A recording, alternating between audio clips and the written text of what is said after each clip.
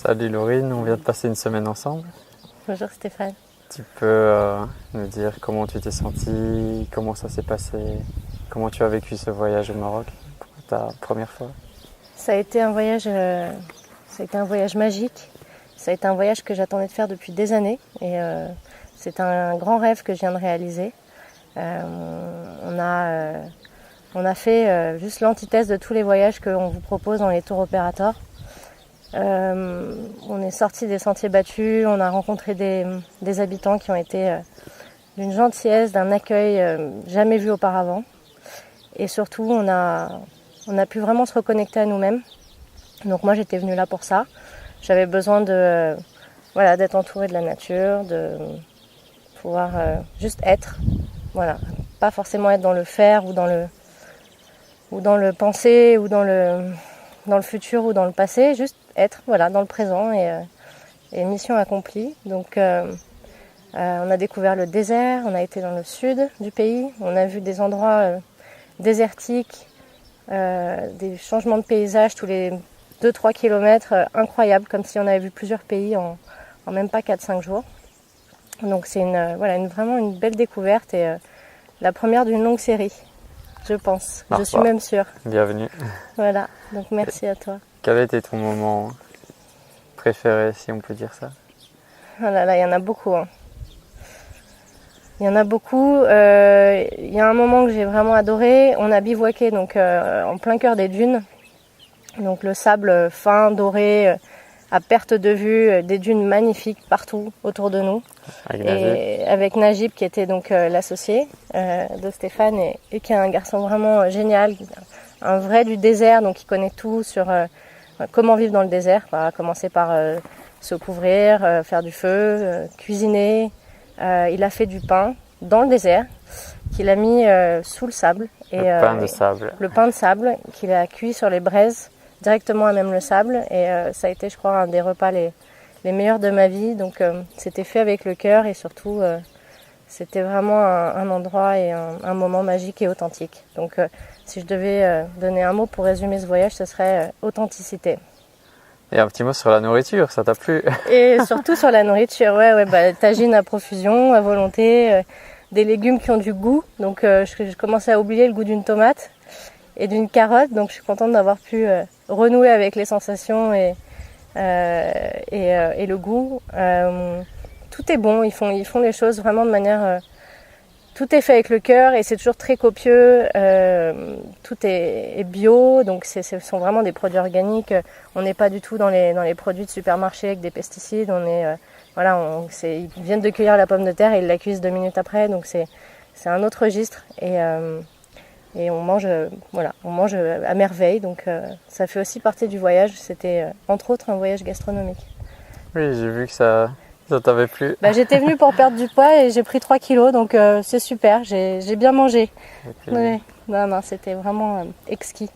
Et pour moi, c'était un super moment de partager ça avec vous, même s'il y a des fois où j'étais pas là. Mais c'était génial de te rencontrer. C'est réciproque, ouais, c'est réciproque. Et comme je te dis, c'est la première d'une longue série, donc il y en aura d'autres, j'en suis plus que convaincue, quoi. Si Dieu veut. Ouais. Et là, on est samedi, c'est le dernier jour du voyage. On est à Marrakech Organix pour une journée de méditation, d'initiation à la méditation tibétaine. On est entouré de coquelicots, de champs de lavande, de papillons blancs, d'oliviers. Il n'y a pas un bruit à part le bruit des oiseaux. Et vraiment, on a une pensée pour vous, on a une pensée pour tous les gens qui n'ont pas la possibilité d'être là, parce que c'est un moment de grâce qui restera ancré dans notre mémoire pour le restant de notre vie, je pense. Et comment tu ressens cette matinée qu'on vient de passer? Moi, je trouvais ça, c'est ma première fois et c'était très intéressant. Ouais. On a été accueillis par un lama, donc un maître spirituel, un enseignant, qui est très très doué pour expliquer justement les choses aux novices, aux gens qui n'ont pas cette expérience de méditation et de bouddhisme, puisque les deux sont liés. On a appris énormément de choses, on a pu surtout pratiquer. Et c'était le but aussi, c'était de pratiquer, de comprendre qu'il n'y a pas qu'une sorte de méditation et qu'on n'est pas obligé d'avoir 10 ans d'expérience pour méditer. On peut très bien ne jamais avoir médité de sa vie. Et justement, l'intérêt, c'est de réaliser que tout ce toutes les choses qu'on a pu faire au quotidien jusqu'à aujourd'hui, il y avait une forme de méditation dans notre vie, mais on n'en était pas conscient. Donc voilà, donc ça permet de se reconnecter aussi à soi, de trouver le calme, et puis ce sont d'excellents outils pour le futur. On saura s'en resservir. Et un petit mot sur toi. Qui tu es, d'où tu viens, qu'est-ce que tu fais? Dis-nous. Moi, je suis une Parisienne, donc on dirait pas comme ça. Mais je suis une Parisienne, ça fait plus de 20 ans que je suis en région parisienne. J'avais une vie qui n'était pas celle qui me correspondait. Je travaillais dans l'immobilier, j'avais un rythme vraiment effréné et j'étais pas connectée à mes envies, à mes émotions pendant longtemps. Donc j'ai décidé d'appuyer sur stop et de reboot, comme on dit, donc de me remettre en question, de faire un travail sur moi et de faire une activité qui me plaît, dans une vie qui me plaît, entourée de gens qui me conviennent. Et aujourd'hui, je crée des bijoux avec attention, donc ce sont des bijoux à base de pierres dures et voilà, c'est de la lithothérapie, donc je travaille beaucoup avec les vertus des pierres et je suis très contente d'avoir trouvé ma passion, ma vocation et puis en parallèle, je voyage dès que je peux et j'essaye de bien m'entourer avec des gens qui me ressemblent. Tu as un site internet où on peut voir tes créations? Et le site est en construction, mais on peut me trouver sur Instagram ou sur Facebook. J'ai une page également et c'est Namastella Paris. Donc Namasté, Stella comme une étoile, donc tout attaché. Namastella Paris. Voilà. Et mon nom c'est Laurine.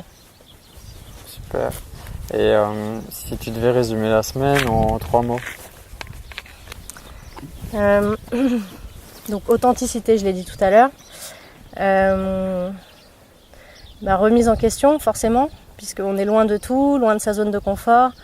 Donc on oublie le confort, on oublie les choses qui font partie de notre quotidien et qui finalement sont tellement habituelles qu'on les voit même plus.